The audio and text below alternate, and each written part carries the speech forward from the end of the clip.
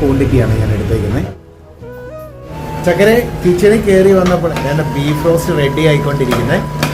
ഇതാണ് നമ്മൾ ആദ്യ കാഴ്ച. ചേട്ടനാണ് ഉണ്ടാക്കുന്നത്. ചേട്ടൻ പേരൊന്ന് പറയാമോ? പവിത്രൻ. റെഡിയാകേണ്ട സമയം കഴിഞ്ഞെന്നാണ് ചേട്ടൻ പറയുന്നത്. ഇന്ന് ബീഫ് വന്നത് താമസിച്ചാണ്. മുളക് പൊടി ഇടുവാണേ.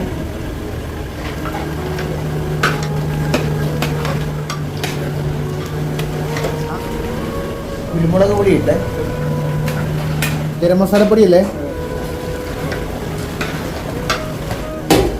വീണ്ടും തോറണേ, കറിവേപ്പില ഇടുന്നേ.